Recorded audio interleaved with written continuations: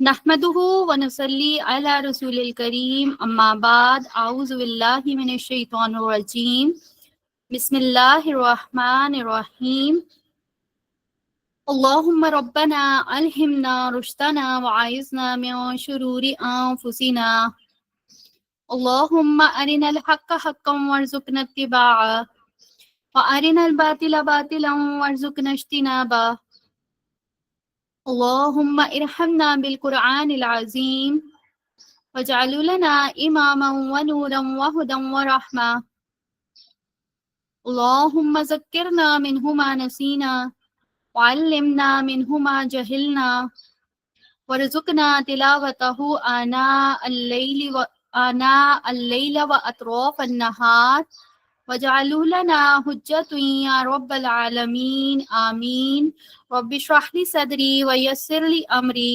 वहलुल उक़दतम मिन लिसानी यफ़क़हू क़ौली रब्बि यस्सिर वला तुअस्सिर व तम्मिम बिल खैर व बिका नस्ताईन आमीन या रब्बल आलमीन।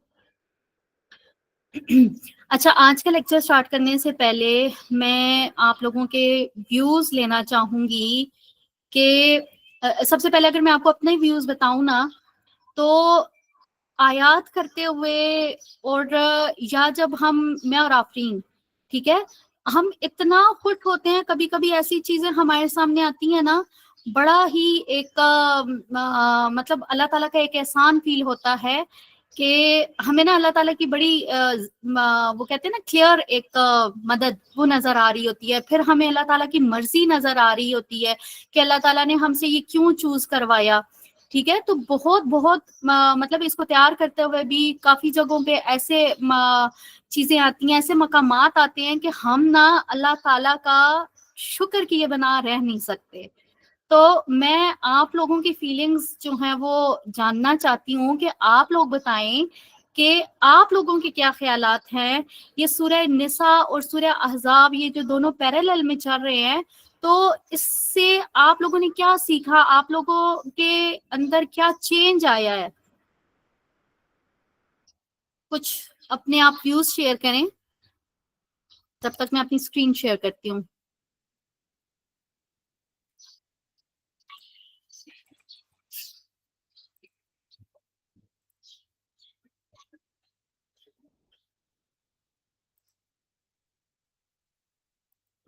हम्म,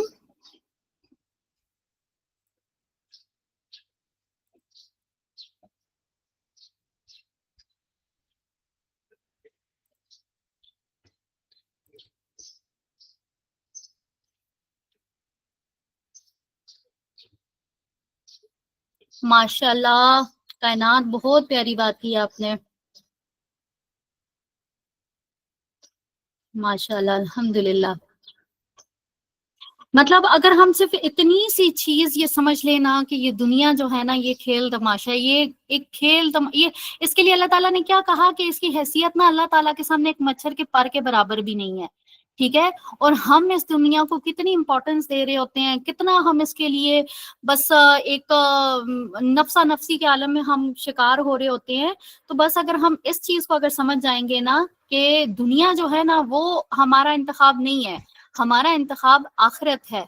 तो आप ये देख रहे हैं कि ये जब से अज़वाज मुतहरात वाला सिलसिला शुरू हुआ है, ठीक है, तो उसमें हमने देखा है ना कि अल्लाह ताला ने जो भी बात की है टू द पॉइंट बात की है, ठीक है।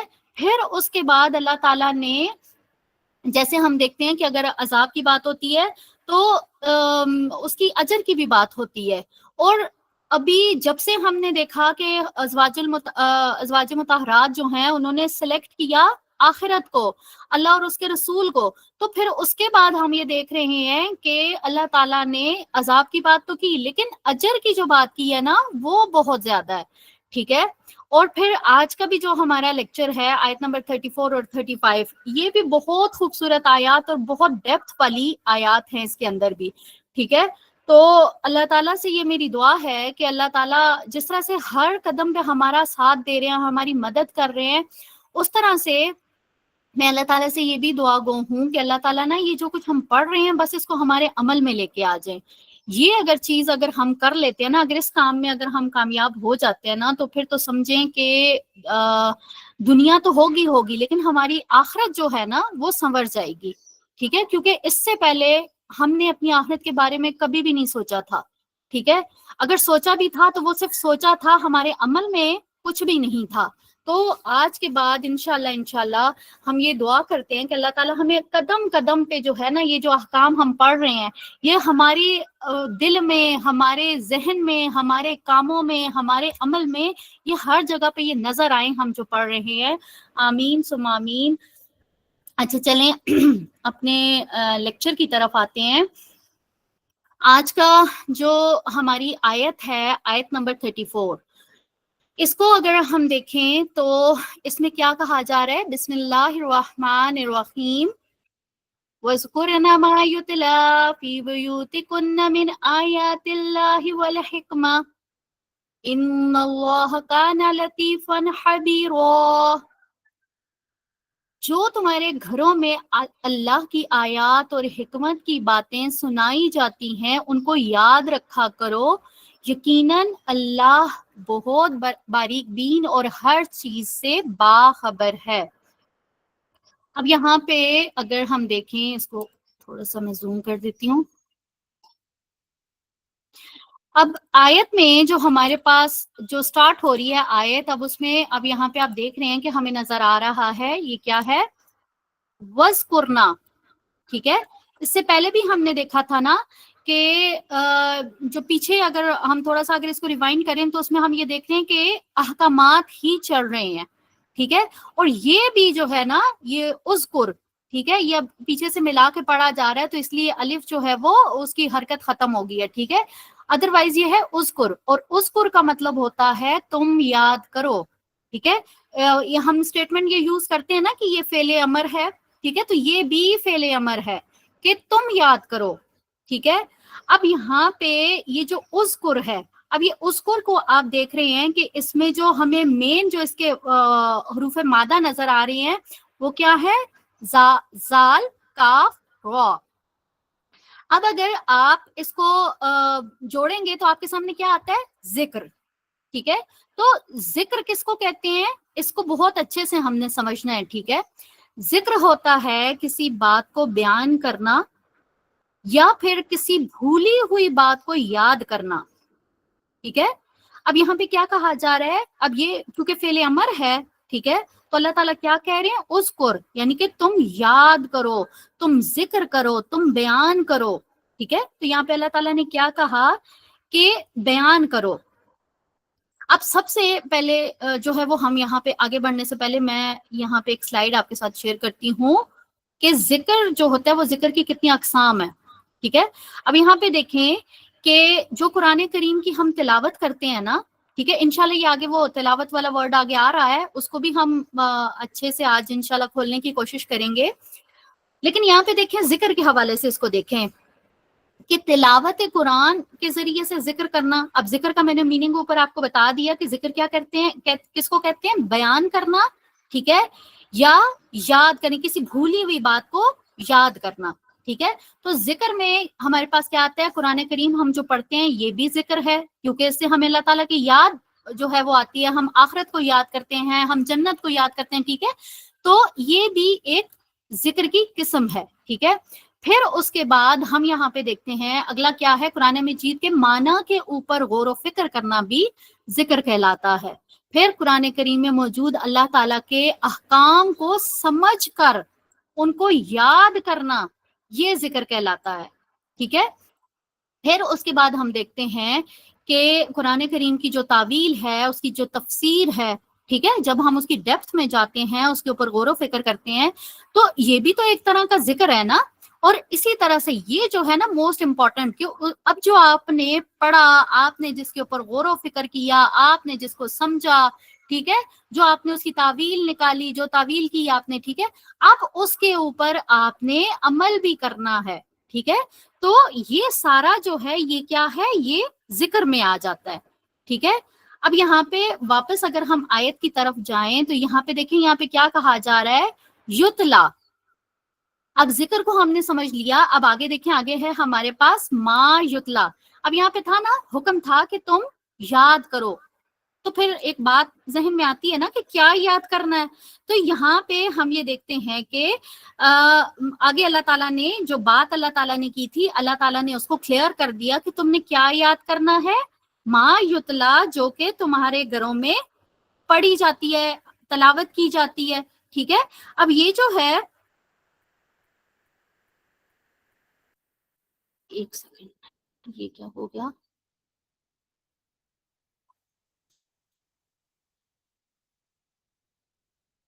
چلیں، یہاں پہ اب یہ جو یتلا ہے، یتلا جو ہے نا، اس کو اگر ہم جیسے روٹ ورڈز کی میں نے پہلے بات کی تھی، اب اگر اس کو ہم کریں گے نا تو اس کے روٹ ورڈز، اچھا یہ شروع میں کچھ نہ کچھ تو ہم آپ کو روٹ ورڈز بتائیں گے، لیکن پھر بعد میں نا ہم یہ آپ کے اوپر چھوڑیں گے کہ آپ ان کے روٹ ورڈز نکالیں. ٹھیک ہے، وہ جب روٹ ورڈز بندہ نکالتا ہے نا پھر بہت مزہ آتا ہے، وہ ڈفرینٹ وہ جگہوں پہ جا کے اس کے میننگز ہوتے ہیں، یہی ایک روٹ ورڈز ہوتے ہیں، لیکن اس سے وہ جتنی جگہوں پہ یوز ہوتا ہے وہ اس کے اکارڈنگ ٹو کانٹیکس اس کے میننگز چینج ہوتے رہتے ہیں. ٹھیک ہے، اب یہ جو یتلا ہے یہ تا لام واو سے ہے.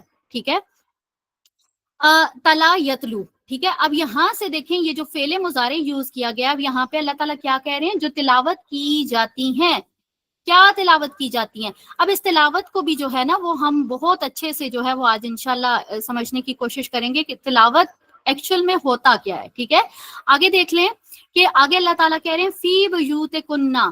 اب یہ کننا، یہ آپ کو صیغہ نظر آ رہا ہے نا، یہاں پہ دیکھیں اذکرنا، یہ نا پھر ہمیں نظر آ گیا. ٹھیک ہے، تو یہاں سے ہم یہ سمجھ سکتے ہیں کہ ابھی کانٹیکس جو ہے وہی چل رہا ہے جو ہمارا پچھلے 2-3 لیکچر سے وہ کنٹینیو ہے. ٹھیک ہے، وہی بات چل رہی ہے. اب یہاں پہ اللہ تعالیٰ کیا کہہ رہے ہیں کہ تم وہ چیز یاد کرو جو کہ تمہارے گھروں میں تلاوت کی جا رہی ہے. اب کیا تلاوت کیا جا رہا تھا؟ اگین اللہ تعالیٰ نے بتایا من آیات اللہ، اللہ کی آیات سے. ٹھیک ہے، اللہ کی آیات سے کیا مراد ہے؟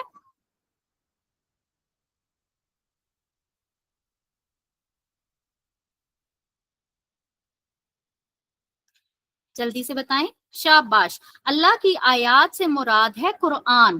ٹھیک ہے، اور آگے اللہ تعالیٰ نے یہ بھی بتا دیا والحکمہ، حکمہ سے کیا مراد ہے؟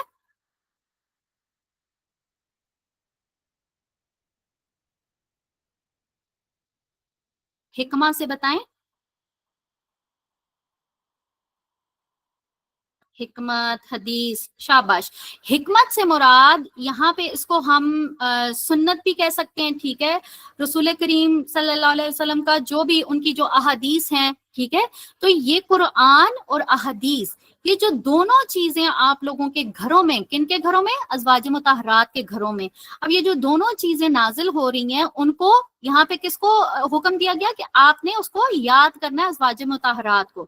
ٹھیک ہے، اب پھر اس کے بعد ہم یہ دیکھتے ہیں کہ یہ جو تا لام واو ہے، ٹھیک ہے، اس کو دیکھ لیتے ہیں. یہ جو تا لام واو ہے اس کا مطلب ہوتا ہے پیچھے آنا. ٹھیک ہے، جب ہم اس کا یہ تلاوت لیتے ہیں نا مطلب، تو تلاوت کا مطلب ہوتا ہے پیچھے آنا، فالو کرنا.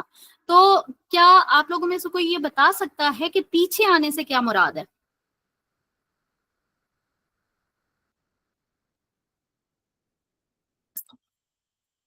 تلاوت کا جو مطلب ہے پیچھے آنا یا فالو کرنا، اس سے کیا مراد ہے؟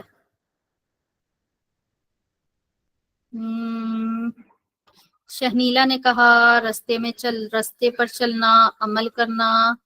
شاباش، آپ نے بالکل پرفیکٹ جواب دیا ہے سائمہ عظیم. ٹھیک ہے، کہ پیچھے آنے کا جو مطلب ہوتا ہے نا وہ یہ ہوتا ہے کہ لیٹ سپوز اگر ابھی میں نے یہ پڑھا وَذْكُرْنَ مَا يُتْلَى فِي بُيُوتِكُنَّ، اور تم یاد کرو جو تمہارے گھروں میں تلاوت کیا جا رہا ہے. اب میں نے یہ پڑھا وَذْكُرْنَ، مجھے اس کا مطلب آنا چاہیے، مجھے اس کا مفہوم آنا چاہیے، مجھے اس کا بیک گراؤنڈ پتا ہونا چاہیے کہ اللہ تعالیٰ کیا بات کر رہے ہیں. ٹھیک ہے، یہ پوری آیت میں نے پڑھی، مجھے اس کا کانٹیکسٹ آنا چاہیے، مجھے اس کے میننگز آنے چاہیے، مجھے اس کی ٹرانسلیشن آنی چاہیے.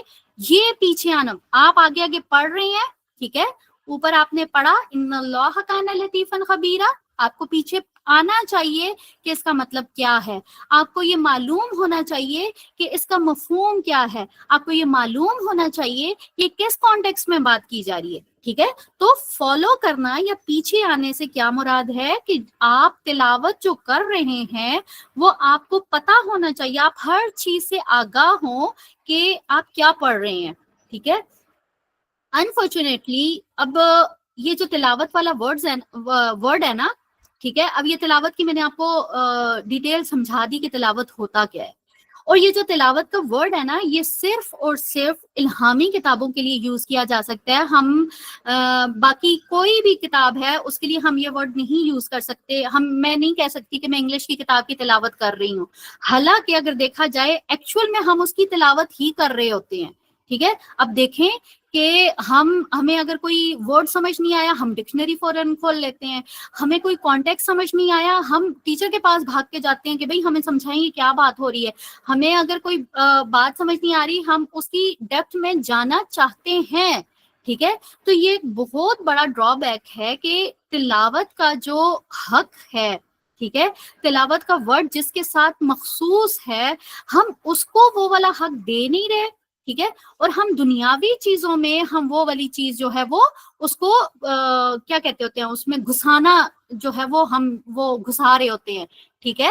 تو یہ جو تلاوت کا ورڈ ہے یہ اسپیسیفک ہے الہامی کتابوں کے لیے. ٹھیک ہے. عام کتاب کے لیے اس کو نہیں یوز کیا جا سکتا. اور تلاوت کا جو مطلب ہے, جو اس کی ڈیٹیل ہے, آئی ہوپ کہ آپ لوگ وہ سمجھ گئے ہوں گے کہ تلاوت کا مطلب کیا ہوتا ہے, کہ آپ جو پڑھ رہے ہیں آپ کو معلوم ہونا چاہیے کہ آپ کیا پڑھ رہے ہیں. اب یہاں پہ اگر کانٹیکس کی بات کی جائے تو کانٹیکس میں ہم یہ دیکھ رہے ہیں کہ ازواج مطہرات سے بات ہو رہی ہے. ٹھیک ہے. اور ان کو یہ بتایا جا رہا ہے کہ تم لوگوں کے گھروں میں وحی نازل ہو رہی ہے. ٹھیک ہے. اسی لیے یہاں پہ اللہ تعالیٰ نے ان کو بتایا کہ جو کچھ بھی تمہارے گھروں میں تلاوت کیا جا رہا ہے تم اسے یاد کرو. اب یاد اکثر ہم کس کو کرتے ہیں, ہم بیٹھے ہوتے ہیں, اکیلے بیٹھے ہوتے ہیں, ہم کچھ مومنٹس یاد کر رہے ہوتے ہیں, کچھ لوگوں کو یاد کر رہے ہوتے ہیں, کچھ بھولی باتیں یاد کر رہے ہوتے ہیں. ٹھیک ہے. اسی طرح ہم اگر کسی محفل میں بیٹھے ہوئے ہیں تو ہم تب بھی جو ہوتے ہیں وہ کچھ نہ کچھ ہم وہ بیان کر رہے ہوتے ہیں. ٹھیک ہے. تو آئی ہوپ کہ اب اس طرح سے آپ اس کو سمجھ گئے ہوں گے کہ ذکر کا کیا مطلب ہے. ٹھیک ہے. تو یہاں پہ اب اللہ تعالیٰ نے کیا کہا کہ جو کچھ بھی تمہارے گھروں کے اندر آیات یعنی قرآن, اور حکمت سے مراد رسول اللہ صلی اللہ علیہ وسلم کی سنت, ان کی احادیث, اور جو کچھ بھی اللہ تعالیٰ کی طرف سے نازل ہو رہا ہے وہ سب کا سب آپ نے یاد کرنا ہے. یاد کرنے کے بعد پھر آپ نے اس کو آگے بھی بیان کرنا ہے. ٹھیک ہے. رسول اللہ صلی اللہ علیہ وسلم کا جو بھی ایٹیٹیوڈ ہے, جو ان کا برتاؤ ہے, جو ان کا طرز عمل ہے, وہ سب اس حکمت میں آ جاتا ہے. ٹھیک ہے. تو وہ سب آپ نے بیان کرنا ہے. پھر اس کے بعد اوپر ایک کمانڈمنٹ کے بعد نیچے ہم یہ دیکھ رہے ہیں اللہ تعالیٰ نے کیا کہا, ان اللہ کان لطیفا خبیرا, بے شک اللہ بہت ہی باریک بین اور خبردار کرنے. اب یہاں پہ دیکھیں یہ جو لطیفن ہے, ٹھیک ہے, لطیفن اللہ تعالیٰ نے کیوں یوز کیا کہ جیسے ابھی ہم نے دیکھا نا کہ پیچھے جو آیات تھی, ٹھیک ہے, اس میں اللہ تعالیٰ نے ایک تو جو کلیئر ایک سٹیٹمنٹ جو ہمیں نظر آ رہی ہے کہ جو بھی آیات اور حکمت کی باتیں جو ہیں وہ جو بھی یہاں پہ نازل ہو رہی ہیں تم نے ان کو پہلے یاد کرنا ہے, پھر ان کو بیان کرنا ہے. ٹھیک ہے. اب پھر آخر میں اللہ تعالیٰ نے کہا کہ اللہ دیکھے گا, ٹھیک ہے, کہ کون اس حکم کی اطاعت کرتی ہے. شروع میں انہوں نے چوز کیا تھا نا کہ وہ اللہ اور اس کے رسول کی اطاعت کریں گی. ٹھیک ہے. آخرت کو انہوں نے چوز کیا, اللہ اور اس کے رسول کو چوز کیا. یہاں پہ اللہ تعالیٰ کہہ رہے ہیں کہ اب یہ لطیفن خبیر ہے. ٹھیک ہے. اس کا کیا مطلب ہے کہ اب اللہ تعالیٰ جو ہے وہ دیکھے گا کہ تم لوگ کیا کرتے. لطیفن خبیرہ مطلب بہت ایک کوئی ذرہ بھی ہے نا, ٹھیک ہے, تو وہ بھی اللہ تعالیٰ کی نظروں سے اوجل نہیں ہے. ٹھیک ہے. اس کے بارے میں بھی اللہ تعالیٰ کو علم ہے. تو یہاں پہ اللہ تعالیٰ نے کیا کہا کہ کوئی چھوٹی سی چھوٹی حرکت بھی, بات بھی, عمل بھی تم لوگ کرو گے تو اللہ تعالیٰ کے وہ علم میں ہوگا, اللہ تعالیٰ اس سے خوب خبردار ہوگا, اللہ تعالیٰ کو معلوم ہوگا تم لوگ جو کچھ بھی کرو گی. ٹھیک ہے. پھر اب یہاں پہ ہم یہ بھی دیکھتے ہیں کہ یہ جو پیچھے ہم نے دیکھا تھا کہ صرف ذاتی جو عبادات ہے نا, صرف خود کو ہی کیا کہتے ہوتے اپنی ہی جھاڑ پھونک کرنا, خود کو ہی مانجنا. ٹھیک ہے. تو یہ چیز نہیں ہے, بلکہ آپ نے پراپر اپنی ایک کیریکٹر بلڈنگ کرنی ہے. پھر اس کے بعد یہ بھی بتا دیا کہ گفتگو میں نرمی جو ہے وہ نہیں پیدا کرنی اور بد اخلاقی بھی نہیں ہونی چاہیے. ٹھیک ہے، اور پھر جو آخرت کو چنا، اللہ اور اس کے رسول کو چنا، اطاعت کو چنا، پھر عمل صالح کا جو حکم دیا گیا، تو یہ ساری جو چیزیں ہیں نا، یہ جو ایک مشن ہے رسول اللہ صلی اللہ علیہ وسلم کا، یہ اس کا حصہ ہے. ٹھیک ہے، تو یہاں پہ کلیئرلی اللہ تعالیٰ نے کہا کہ پہلے تو تم نے خود اس کو یاد کرنا ہے، اس کو بیان کرنا ہے، اس کے اوپر عمل کرنا ہے، اور پھر اس کے بعد اس کو دوسروں تک پہنچانا ہے. اب اگر ہم ازواج مطہرات کے بارے میں اگر ہم یہ دیکھیں تو ہم یہ دیکھتے ہیں کہ جو ازواج مطہرات میں ہمارے پاس تھیں، اگر بہت اسپیشلی اگر بات کی جائے تو حضرت یہ جو سیدہ عائشہ ہے، اما عائشہ، ٹھیک ہے، اما عائشہ، اور جو ہیں سیدہ ام سلمہ اور سیدہ حفصہ، یہ جو تین ازواج ہیں، انہوں نے یہ ایک تو قرآن کریم کی حافظہ بھی تھی، ٹھیک ہے، اور اسپیشلی اگر بات کی جائے حضرت عائشہ کی، ٹھیک ہے، حضرت عائشہ جو ہیں ان میں یہ تفسیر اور حدیث میں ان کا کوئی ثانی نہیں تھا. اور تقریباً ہمیں یہ بھی ملتا ہے کہ 2000 سے اوپر، مطلب کہیں پہ 2200 یا 2200 کچھ یا اس طرح سے، تو 2000 سے اوپر جو روایات جو ہمیں وہ ملتی ہیں اما عائشہ سے، وہ ثابت ہیں. ٹھیک ہے، تو ان کا یہ جو ام المومنین اما عائشہ تھیں، یہ حضرت عائشہ، ان کا اگر دیکھا جائے تو ان کا جو علم تھا، ان کا جو فہم تھا، خصوصاً اگر فقہ میں اگر دیکھا جائے نا، تو ان کو انتہائی بلند مقام حاصل ہے. اور جو علماء اسلام ہے، جو محدثین ہیں، انہوں نے نہ صرف انہیں حدیث بلکہ فقہ، طب، ادب اور شعر جیسے متعدد جو علوم ہے نا، وہ انہوں نے ان کو ماہر قرار دی ہے کہ یہ ان سب صرف حدیث نہیں، فقہ میں بھی، طب میں بھی، ادب میں بھی اور شعر میں بھی، ٹھیک ہے، ان سب میں یہ ماہر تھی. یہاں پہ کچھ حضرت عائشہ کی فضیلت کے حوالے سے آپ کے ساتھ ریفرنسز جو ہیں وہ شیئر کیے گئے ہیں. اب یہاں پہ دیکھیں، جامع ترمذی میں ہے کہ رسول اللہ صلی اللہ علیہ وسلم سے ایک دفعہ پوچھا گیا کہ آپ کو سب سے زیادہ کون پسند ہے، کون آپ کو اچھا لگتا ہے، تو رسول اللہ صلی اللہ علیہ وسلم نے کیا کہا تھا کہ مجھے عائشہ سب سے زیادہ محبوب ہے. ٹھیک ہے، اور پھر جب پوچھا گیا کہ مردوں میں آپ کو کون پسند ہے، تو آپ نے کہا تھا، رسول اللہ صلی اللہ علیہ وسلم نے کیا جواب دیا تھا، ان کے والد. ٹھیک ہے، تو اس سے ہمیں نا حضرت عائشہ کی فضیلت جو ہے وہ نظر آتی ہے. اب یہاں پہ دیکھیں، موسیٰ بن طلحہ روایت کرتے ہیں کہ میں نے عائشہ سے زیادہ فصیح کسی کو نہیں دیکھا، مطلب فصاحت اور بلاغت میں حضرت عائشہ کا کوئی ثانی نہیں تھا. اسی طرح سے یہاں پہ یہ دیکھیں، ابو موسیٰ اشعری کہتے ہیں کہ اصحاب میں سے جب بھی کسی کو کوئی بات سمجھ نہیں آ رہی ہوتی تھی، کوئی حدیث مشکل لگتی تھی، تو کبھی بھی ایسا نہیں ہوا کہ ہم حضرت عائشہ کے پاس گئے ہوں اور ہمیں اس کی جواب نہ ملا ہو، ہمیں اس کے بارے میں ڈیٹیلز نہ ملی ہو. تو کبھی بھی ایسا نہیں ہوا. یہ سارے ریفرنسز جو ہیں یہ آپ کے ساتھ یہ اس PDF میں موجود ہیں. تو حضرت عائشہ کو اگر دیکھا جائے تو رسول اللہ صلی اللہ علیہ وسلم کے بعد، ان کے وصال کے بعد، یہ تقریباً 48 ایئرس تک یہ زندہ رہی ہیں. اور اس سارے عرصے میں ان کی زندگی کا واحد مقصد کیا تھا؟ صرف اور صرف قرآن اور حدیث کی تعلیم تھی. ٹھیک ہے، تو یہ وہی ازواج مطہرات کی فضیلت ہے کہ جس کے پیچھے ہم نے یہ اتنی ساری آیات، جو کہ آیت نمبر آئی گیس 25 سے یہ سارا سلسلہ، وہ جب ہم نے وہ منافقین والا سلسلہ ختم کیا تھا، تو اس کے بعد سے یہ سارا سلسلہ شروع ہوا تھا. تو یہ یہاں پہ ہمیں یہ پتہ چلتا ہے کہ وہ جتنے بھی احکام تھے، ان میں سب سے جو اگر دیکھا جائے تو ٹاپ پہ جو ہیں وہ اما عائشہ ہی آتی ہیں. چلیں، یہاں پہ ہماری جو پہلی آیت ہے وہ کمپلیٹ ہو گئی ہے. اس میں کوئی ایسی چیز تو نہیں ہے جو آپ کو سمجھ نہ آئی ہو؟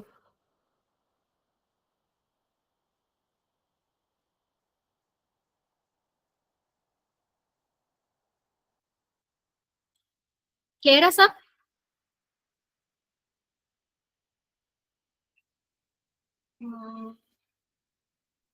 چلیں الحمدللہ. اگلی آیت کی طرف چلتے ہیں. اگلی آیت جو ہے ہماری آج کی بہت ہی خوبصورت آیت. اور یہ جب ہم اس کو کر رہے تھے نا، تو سیم اسی طرح سے جیسے یہ ہے نا بہت خوبصورت آیا ہے، یہ سورہ احزاب کی آیت نمبر 35، سیم اسی طرح سے آیت نمبر 35 سورہ نور میں بھی بہت خوبصورت آیت ہے. ٹھیک ہے، اب یہ جو آیت ہے، یہ سمجھ لیں کہ مومن، یا پھر جو یہ سمجھ لیں کہ وہ لوگ جو کہ مخلوق میں سے ہیں، ٹھیک ہے، یہ ان کے متعلق ہے. اور سب سے بیسٹ کوالٹیز اللہ تعالیٰ نے یہاں پہ رکھی ہیں، اور اس کے بعد پھر آخر میں اللہ تعالیٰ نے اس کا ریوارڈ بھی بتایا.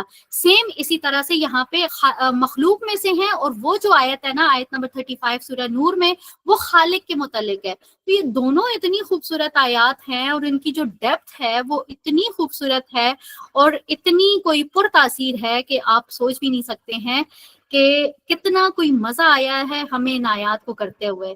تو اس کو تلاوت کرتے ہیں. بسم اللہ الرحمن الرحیم. ان المسلمین والمسلمات والمؤمنین والمؤمنات والقانتین والقانتات والصادقین والصادقات والصابرین والصابرات والخاشعین والخاشعات والمتصدقین والمتصدقات والصائمین والصائمات والحافظین فروجہم والحافظات والذاکرین اللہ کثیرا والذاکرات اعد اللہ لہم مغفرۃ واجرا عظیما. ٹرانسلیشن کیا ہے اس کی؟ یقیناً مسلمان مرد اور مسلمان عورتیں، مومن مرد اور مومن عورتیں، فرما بردار مرد اور فرما بردار عورتیں، سچ بولنے والے مرد اور سچ بولنے والی عورتیں، صبر کرنے والے مرد اور صبر کرنے والی عورتیں، ڈرنے والے مرد اور ڈرنے والی عورتیں، صدقہ دینے والے مرد اور صدقہ دینے والی عورتیں، روزے دار مرد اور روزے دار عورتیں، اپنی شرمگاہوں کی حفاظت کرنے والے مرد اور حفاظت کرنے والی عورتیں، اور اللہ کا ذکر کرنے والے مرد اور ذکر کرنے والی عورتیں. اللہ نے ان کے لیے مغفرت اور اجر عظیم تیار کر رکھا ہے. سبحان اللہ. اب یہاں پہ دیکھیں، اب یہ جو آیت ہے نا، اس آیت کے اندر یہ جو ہے، یہ سمجھ لیں کہ تقریباً 10 ہمیں صفات جو ہے وہ نظر آتی ہیں. سب سے پہلے اللہ تعالیٰ نے کیا کہا؟ سٹارٹ کہاں سے لیا؟ ان المسلمین والمسلمات، یعنی کہ جو مسلمان عورتیں اور مسلمان مرد. اچھا، سب سے پہلے ہم یہ جو آیت ہے نا، اس کا شان نزول دیکھ لیتے ہیں. ٹھیک ہے، یہ ہمارے پاس ایک حدیث ہے ام سلمہ کی. اب یہاں پہ دیکھیں، ام سلمہ جو ہے وہ ان سے مروی ہے کہ ایک مرتبہ انہوں نے کیا کہا، رسول اللہ صلی اللہ علیہ وسلم کے پاس وہ حاضر ہوئے، اور انہوں نے رسول اللہ صلی اللہ علیہ وسلم سے ایک طرح کا یہ سمجھ لیں کہ شکوہ کیا ہے، یا انہوں نے اپنے خیالات کا اظہار کیا. اب انہوں نے کیا کہا کہ یا رسول اللہ، یہ جس طرح سے مردوں کا ذکر قرآن میں ہوتا ہے، ہم عورتوں کا ذکر کیوں نہیں ہوتا؟ ٹھیک ہے. اب اس کے بعد دیکھیں کہ وہ کہتی ہیں کہ ابھی اس بات کو ان کو اس وقت ایٹ دا اسپاٹ ان کو آنسر نہیں ملا تھا. ٹھیک ہے، تو اب ان کے کیا الفاظ ہیں کہ ابھی اس بات کو ایک ہی دن گزرا تھا کہ میں نے نبی کریم صلی اللہ علیہ وسلم کو منبر پر یہ کہتے ہوئے سنا کہ اے لوگو، ان کو اعلان کرتے ہوئے سنا. تو میں اپنے بالوں میں کنگھی کر رہی تھی، میں نے اپنے بال لپیٹے اور دروازے کے قریب ہو کر سننے لگی، تو میں نے نبی صلی اللہ علیہ وسلم کو یہ فرماتے ہوئے سنا کہ اللہ فرماتا ہے ان المسلمین والمسلمات والمؤمنین والمؤمنات. تو یہ پوری آیت جو ہے یہ اجنا نظیمہ، تو یہ آیت جو تھی یہ نازل ہوئی تھی. تو یہ جو بات کی گئی ہے نا کہ ہمیں اکثر ہم یہ دیکھتے ہیں نا کہ کبھی کبھی ہمارے بھی دل میں یہ خیال آتا ہے کہ بھئی ہر جگہ پہ جو ہے وہ مردوں کو مخاطب کیا جاتا ہے. ٹھیک ہے، کہیں پہ بھی اسپیسیفکلی نہیں جو ہے وہ عورتوں کے ساتھ بات کی جاتی ہے. تو یہ واحد ایک آیت ہے کہ جس میں اللہ تعالیٰ نے عورتوں اور مردوں کو بالکل کنزیکٹیولی جو ہے وہ پیرالل دونوں کو جو ہے وہ یہاں پہ مخاطب کیا ہے. ٹھیک ہے، اب یہاں پہ اگر ہم یہ دیکھیں تو یہ 10 صفات ہیں جو کہ اس آیت کے اندر بیان کی گئی ہیں. اور یہ جو صفات ہیں یہ کسی بھی اگر یہ ہیومن پرسنالٹی اگر لینا تو اس کی جو ایک شخصیت کی جو تعمیر ہے نا، یہ اس کے لیے یہ بہت امپورٹنٹ ہے. ٹھیک ہے، یہ انسان کی تربیت میں، اس کی تشکیل میں، ایک انسان کی کیریکٹر بلڈنگ میں یہ بہت اہم کردار ادا کرنے والی ہیں یہ آیات.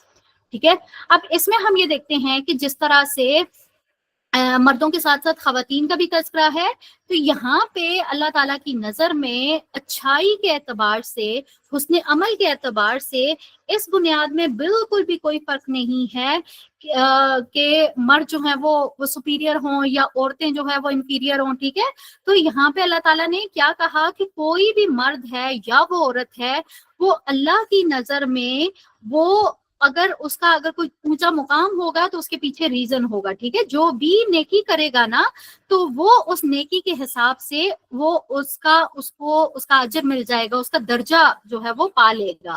تو یہاں پہ جو ہے وہ عبادت اور اس کی اطاعت یا اعمال صالح کی بات آتی ہے تو اس کا جو اجر ہے نا، اجر کے اعتبار سے مرد اور کے درمیان میں کوئی بھی فرق نہیں ہے، ٹھیک ہے، دونوں کے لیے ایک جیسی اپرچونٹیز اللہ تعالیٰ نے رکھ دی ہیں۔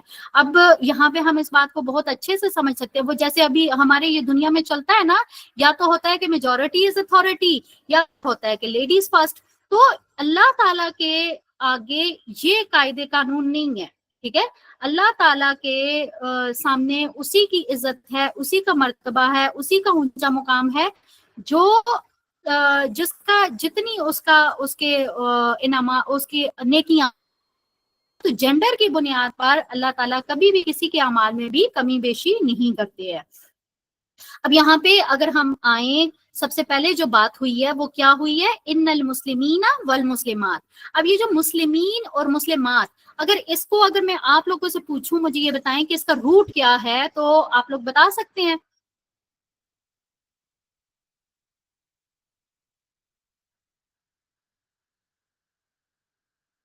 شاباش سیدہ سلمہ، سین لام میم۔ اب یہ جو سین لام میم ہے، ٹھیک ہے، اسی سے جو ہے وہ اسلام ہے، کیونکہ ٹرانسلیشن میں ہم نے یہ دیکھا نا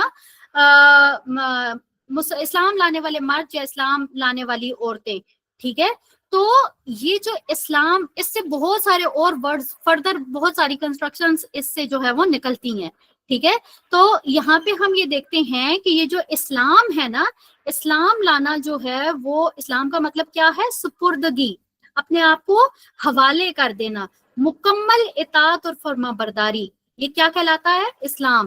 اور جو مسلمان ہوتا ہے وہ اپنی سوچ، اپنے خیال، اپنے جذبات، اپنے احساسات اور اپنے عمل کو جو ہے وہ مکمل طور پر اللہ تعالیٰ کے حوالے کر دیتا ہے۔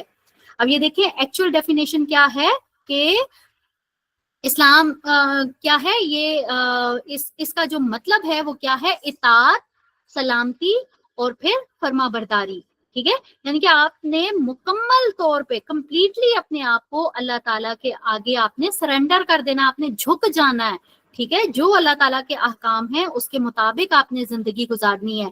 تو جب ایک انسان اسلام قبول کرتا ہے، اسلام کے دائرے میں آتا ہے، تو اس کے اوپر جو 3 چیزیں لازم ہوتی ہیں، ٹھیک ہے، وہ کیا ہوتی ہیں؟ ایک تو اطاعت یعنی کہ کمپلیٹ سبمیشن، ٹھیک ہے، پھر اس کے بعد سلامتی، اور پھر اس کے بعد فرما برداری۔ یہ 3 بنیادی چیزیں ہیں جو کہ اسلام کی ریکوائرمنٹس ہیں، ٹھیک ہے۔ پھر ہم یہ دیکھتے ہیں کہ جو اسلام ہے وہ it's a complete code of life, ٹھیک ہے، یہ پورا ایک ضابطۂ حیات ہے، اور یہ اللہ تعالیٰ کی طرف سے، مطلب یہ پوری ایک، یہ سمجھ لیں کہ ایک کتاب ہے جو کہ آپ کی جو مطلب مسلمانوں کی طرف اللہ تعالیٰ کی طرف سے جو ہے وہ نازل کی گئی ہے۔ اب اگر اس کو دیکھا جائے تو یہ تمام انسانیت کے لیے اللہ تعالیٰ کی طرف سے نازل کیا گیا تھا نا، اور جو جتنے بھی پیغمبر آئے ان سب کا یہی پیغام تھا، اور اس پیغام کو اللہ تعالیٰ نے آ کے کمپلیٹ کہاں پہ کیا؟ بتا سکتے ہیں؟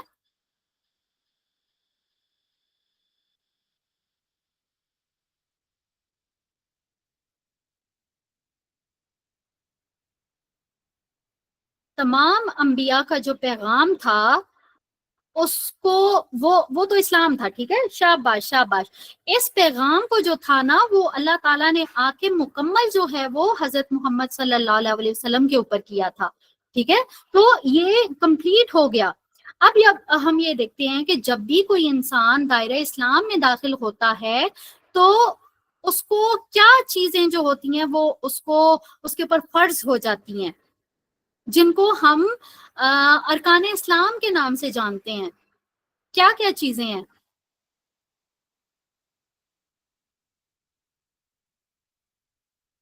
شاباش شاباش،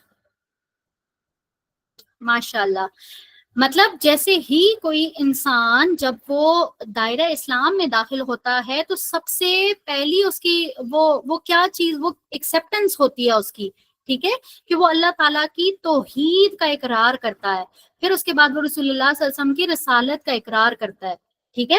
تو اس ایکسیپٹنس کے بعد اس کے اوپر جو ہے وہ نماز فرض ہو جاتی ہے، پھر اس کے اوپر روزہ فرض ہو جاتا ہے، پھر اس کے اوپر زکوٰۃ فرض ہو جاتی ہے، ٹھیک ہے، جو کہ سال میں ایک دفعہ ہوتی ہے۔ روزے جو ہیں وہ مہینے میں، وہ سال میں صرف ایک مہینے کے روزے ہوتے ہیں۔ نماز جو ہے وہ دن میں صرف 5 وقت یا 24 گھنٹوں میں سے اگر ہم نماز کا ٹائم لگائیں نا، تو میرے خیال میں کوئی راؤنڈ اباؤٹ 1 گھنٹہ بھی نہیں بنتا ہوگا 24 گھنٹوں میں سے جو اللہ تعالیٰ کے لیے ہم اس کو وقت کرتے ہیں، ٹھیک ہے۔ تو یہ صرف اتنی، یہ سمجھ لیں کہ بہت، وہ آٹے میں نمک کے برابر ہم کہتے ہیں نا، تو یہ صرف اتنی سی آپ کی جو ہے وہ ریکوائرمنٹس ہیں جو کہ آپ اسلام قبول کرنے کے بعد آپ کے اوپر وہ فرض ہو جاتی ہیں۔ اور اسی طرح سے لاسٹ کون سی چیز ہے کہ آپ کے اوپر حج فرض ہو جاتا ہے، وہ بھی اگر آپ کی استطاعت ہے تو تب وہ آپ کے اوپر فرض ہوتا ہے۔ تو اسلام جو ہے وہ جیسے ہی کوئی دائرہ اسلام میں آ گیا تو یہ ساری چیزیں اس کے اوپر فرض ہو جاتی ہیں۔ آئی ہوپ کہ آپ اس کو والمسلمین والمسلمات اس کو بہت اچھے سے سمجھ چکے ہوں گے۔ اب یہاں پہ دیکھیں اللہ تعالیٰ نے اسٹارٹ کہاں سے لیا؟ اسلام سے، ٹھیک ہے۔ اب اسلام کے بعد اللہ تعالیٰ نے جو اگلی ریکوائرمنٹ بتائی ہے وہ کیا ہے؟ والمؤمنین والمؤمنات، یہ جو ہے یہ ہمارے پاس دوسری ریکوائرمنٹ ہے، ٹھیک ہے۔ اسلام کے بعد ایمان جو ہے نا، یہ مین چیز، مین ایلیمنٹ ہے۔ اب اس کو ہم یہ اس طرح سے سمجھ سکتے ہیں کہ یہ جو ایمان ہوتا ہے نا، یہ تصدیق کا نام ہوتا ہے، ٹھیک ہے۔ اور جو اللہ تعالیٰ کی طرف سے شریعت، احکام، جو آداب آئے ہیں نا، تو یہ ان کی تصدیق کرنا ایمان کہلاتا ہے۔ اور پھر ہم نے وہ بہت ڈیٹیل کے ساتھ جو ہے وہ حدیث جبریل پڑھی ہوئی ہے، ٹھیک ہے، کہ جس میں بہت خوبصورت طریقے سے جو ہے وہ اس کو بیان کیا گیا کہ اسلام کیا ہے، ایمان کیا ہے۔ تو وہاں سے ہمیں یہ پتہ چلتا ہے کہ اسلام ایک الگ چیز ہے، ایمان ایک الگ چیز ہے، یہ دونوں ایک نہیں ہے، ٹھیک ہے۔ تو یہ جو اسلام جو ہے نا وہ آپ کا قول اور عمل ہے، ٹھیک ہے، لیکن ایمان جو ہے نا یہ خاص ہے، یہ آپ کے جو عقائد ہوتے ہیں، یہ آپ کے جو عمل صالح ہوتے ہیں، یہ ان کی تصدیق کے لیے ہوتا ہے۔ اب اگر اس کو ہم یہ سمجھیں کہ جیسے جب شروع میں اسلام آیا تھا نا، تو تب یہ جو بدو لوگ تھے، ٹھیک ہے، جو مدینہ سے باہر کے لوگ تھے، اب انہوں نے کیا کہا تھا؟ یہ ہمیں ملتی ہے صحیح بخاری کی حدیث ہے 6011۔ اب یہاں پہ دیکھیں دیہاتیوں نے کہا، اس کو نا ہم سورہ بقرہ میں بھی سورہ بقرہ، اب یہ مجھے یاد نہیں ہے، لیکن یہ والا کانٹیکس نا ہمیں آیات میں بھی مل جاتا ہے۔ تو اب یہاں پہ دیکھیں کہ یہ ہے قالت الاعراب آمنا، دیہاتی کہتے ہیں کہ ہم ایمان لے آئے، ولیکن قل لم تؤمنوا، قل لم، ان سے کہو لم تؤمنوا، تم ایمان نہیں لائے، ولیکن قولوا، لیکن قولوا کہو اسلمنا، ہم اسلام لائے، ٹھیک ہے۔ تو یہاں پہ اللہ تعالیٰ نے کیا کہا کہ جیسے دیہاتی کہتے تھے کہ ہم ایمان لے آئے، لیکن اللہ تعالیٰ نے کتنا کیٹیگوریکلی یہ کہا کہ تم ایمان نہیں لائے ہو بلکہ تم اسلام لائے ہو، ٹھیک ہے، ایمان تو ابھی تمہارے دلوں کے اندر داخل ہی نہیں ہوا۔ تو یہ جو چیز ہے یہ ہمیں جو ہے وہ نظر آتی ہے۔ اچھا یہاں پہ میں آپ کو یہ بتاؤں کہ اس کا ریفرنس جو ہے نا وہ صحیح نہیں ہے، اس کا یہ جو ریفرنس ہے یہ صحیح بخاری لکھا ہوا ہے، جبکہ یہ جو آیت ہے نا یہ سورہ حجرات کی آیت نمبر 14 ہے، ٹھیک ہے، اس کا یہ ریفرنس ٹھیک نہیں ہے۔ اچھا پھر اس کے بعد یہ جو اوپر مومنین اور مومنات کی بات ہوئی تھی، ٹھیک ہے، ہم اس کو سمجھ رہے ہیں نا، تو جو ایمان ہوتا ہے، ٹھیک ہے، جو مومن انسان ہوتا ہے، ایمان کو ہم نے سمجھ لیا کہ ایمان جو ہے وہ یقین اور تصدیق کو کہتے ہیں۔ ایمان اپنے ذہن، سوچ اور فکر سب کو حوالے کر دینے کا نام ہے۔ اور ایمان کیا ہوتا ہے کہ انسان اپنی مرضی سے سوچنا چھوڑ دے۔ جب اپنی مرضی سے سوچنا چھوڑ دے گا تو وہ کس کی مرضی سے سوچے گا؟ اوبویسلی اللہ تعالیٰ کی مرضی سے سوچے گا۔ تو مومن انسان وہ ہے جو کہ اپنی ذات، کائنات اور پیدا کرنے والے کی حقیقت کو جان جائے۔ مومن وہ ہے جو کہ یہ جان لے کہ میں اور کائنات جو ہیں وہ مخلوق ہیں تو ہمارا کوئی خالق ہے۔ مومن جو ہوتا ہے وہ ہمیشہ یہ سمجھتا ہے کہ میں مرزوق ہوں، تو جب وہ مرزوق ہے تو اس کا کوئی رازق ہے۔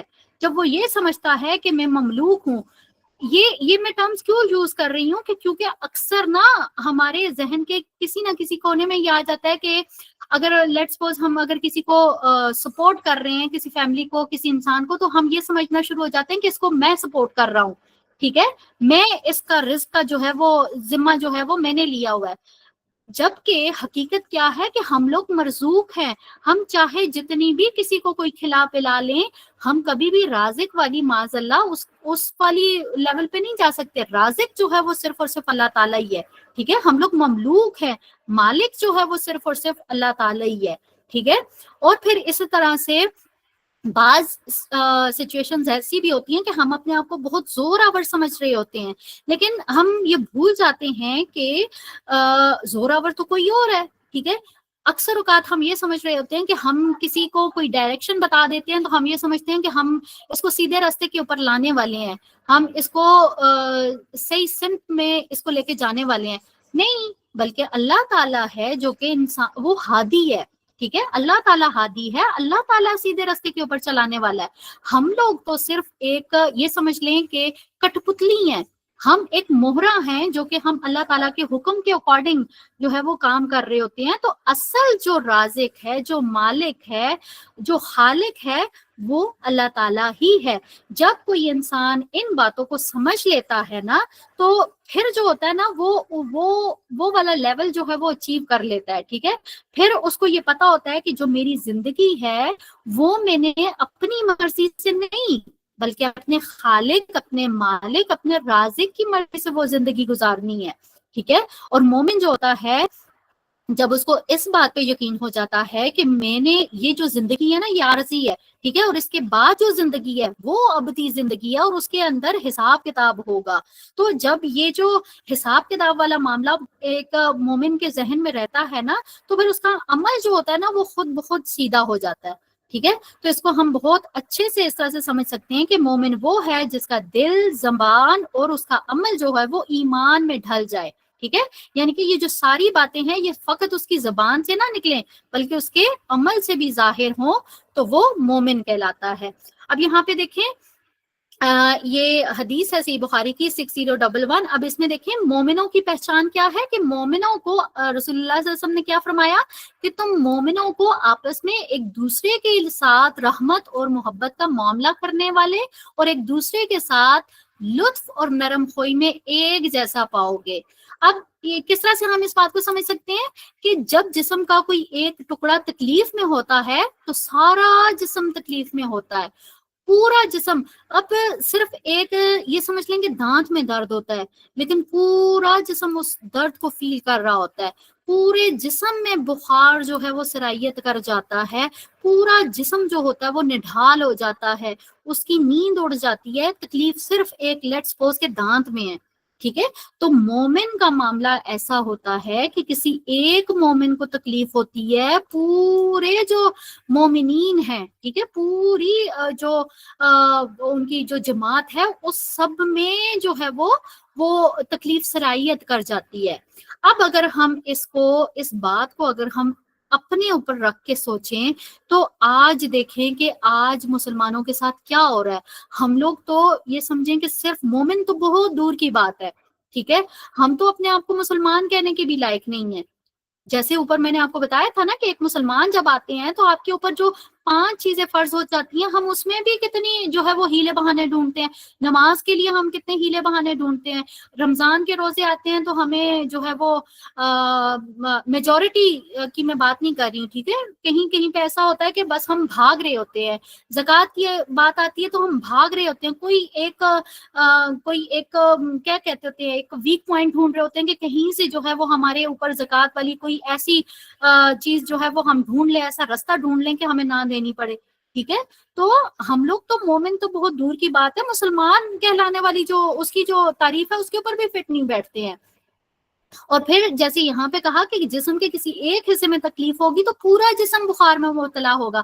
آج ہم اپنا انٹروسپیکشن کریں نا، آج دنیا میں کیا ہو رہا ہے مسلمانوں کے ساتھ، کیا ہمیں تکلیف ہوتی ہے، ٹھیک ہے. میں پھر اگین وہی بات ہے کہ میں میجورٹی کی بات نہیں کر رہی، لیکن اگر میں صرف اپنے بارے میں بات کروں نا تو مجھے کتنی سی تکلیف ہوئی ہے آج، یہ سارا کچھ ہم لوگ دیکھ رہے ہیں، ہماری آنکھوں کے سامنے ہے، بچے پیدا ہو رہے ہیں ان کے آدھے آدھے دھڑ ہی نہیں ہوتے، تو ہم ان چیزوں کو ایک حد تک فیل تو کرتے ہیں لیکن صرف فیل ہی کرتے ہیں، ٹھیک ہے، اس کے اوپر ہمارا عمل کوئی نہیں ہے، ہم اتنے بے بس ہیں کہ ہم کچھ بھی نہیں کر سکتے، ٹھیک ہے۔ تو وہ جو ہوتا ہے نا کہ ایک آخری درجہ ہوتا ہے کہ آپ جو ہے وہ زبان سے اس کو کنڈیم کر لیں، تو بس ہم صرف زبان سے بھی جو ہے نا وہ جو بااختیار لوگ ہیں نا وہ زبان سے بھی کنڈیم کرنا جو ہے نا وہ اس کو نہیں سمجھتے، تو بس یہ ایک چیز ہے، یہ مومن اور مسلم، ٹھیک ہے، یہ جو ان دونوں میں ڈفرنس ہے نا وہ ہم اس کو اس طرح سے سمجھ سکتے ہیں کہ ہم کس کیٹیگری میں فال کرتے ہیں اگر ہم اس کے اوپر غور و فکر کریں۔ چلیں بات کہیں اور ہی نکل جائے گی، ہم اپنی آیت کی طرف جاتے ہیں۔ اب آیت میں اگر ہم یہ دیکھتے ہیں کہ ہمارے پاس اگلی جو وہ صفت ہے، ٹھیک ہے، وہ کون سی ہے؟ والقانتین والقانتات۔ اب یہ جو ہے یہ ہوگی ہمارے پاس تیسری صفت، ٹھیک ہے۔ اب اس کو نا ہم نے یہ جیسے میں نے کہا کہ 10 صفات ہیں تو اس کو ہم نے سمجھنا ہے۔ اب یہ جو قانتین قانتات، اس سے کیا مراد ہے؟ فرما برداری کرنے والے مرد، فرما برداری کرنے والی عورتیں۔ اب یہاں پہ یہ جو قانتین، اگر اس کا بھی اگر ہم روٹ دیکھیں تو قاف نون تا، اب یہ قاف نون تا اس کو میں نے اپنے لاسٹ لیکچر میں بہت ڈیٹیل کے ساتھ آپ لوگوں کو سمجھایا تھا، ٹھیک ہے۔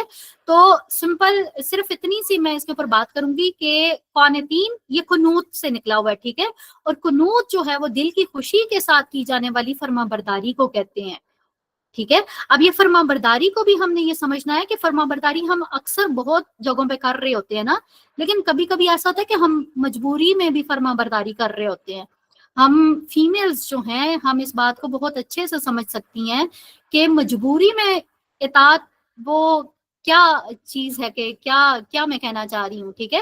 تو یہ مجبوری والی اطاعت نہیں چاہیے، ٹھیک ہے، دل کی خوشی کے ساتھ کی جانے والی فرما برداری جو ہے نا وہ قانتین میں آتی ہے، ٹھیک ہے۔ اور قانت کون ہوتا ہے؟ جو کہ دل کی خوشی کے ساتھ اللہ تعالیٰ کی ساری باتیں مان لے، ٹھیک ہے۔ تو یہ بہت امپورٹنٹ سٹیٹمنٹ ہے قانت اور قنوت والی۔ اچھا آگے دیکھیں، آگے ہے ہمارے پاس والصادقین والصادقات۔ اب یہ صادقین اور صادقات یہ ہمارے پاس آ گئی فورتھ صفت۔ اب یہاں پہ ہم دیکھتے ہیں روٹ، اگر دیکھیں صاد دال قاف، اب یہ جو صاد دال کاف اس سے کیا بنتا ہے؟ صدق، ٹھیک ہے۔ تو صدق کیا ہوتا ہے؟ صدق سے مراد ہے صدق جو ہوتا ہے نا یہ سچائی کو کہتے ہیں، ٹھیک ہے۔ صدق انسان کو نیکی کا راستہ دکھاتا ہے، اور نیکی انسان کو کیا کرتی ہے؟ جنت تک لے کے چلی جاتی ہے، ٹھیک ہے۔ اور صدیقین کے بارے میں ہم نے یہ دیکھا تھا نا کہ صدیقین کا کتنا اونچا لیول ہے۔ تو صدیقین سے کیا مراد ہے؟ جن کا قول سچا، جن کا دعویٰ سچا، جن کا عمل سچا، جن کے رویے سچے اور ان کے معاہدے بھی سچے، ٹھیک ہے۔ تو صدیقین کون ہوتے ہیں؟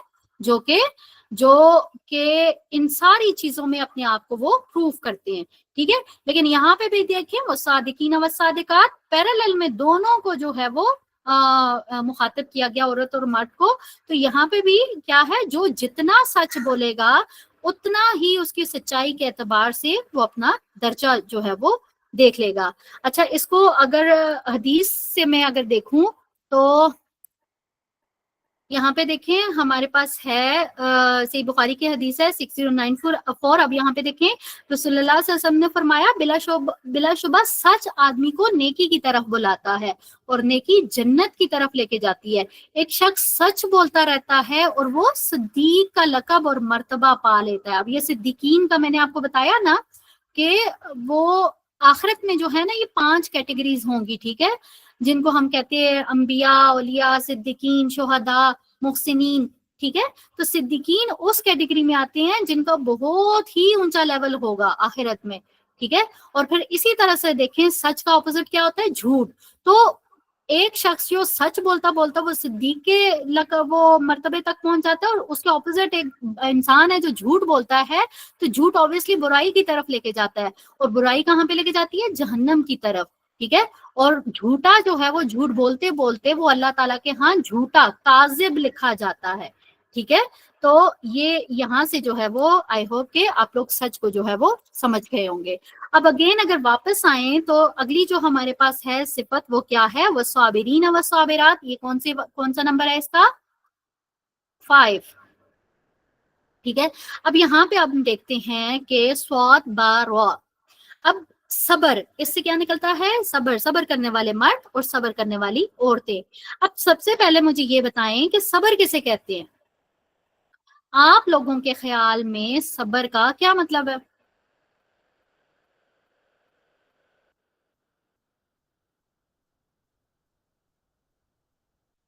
برداشت. شاباش.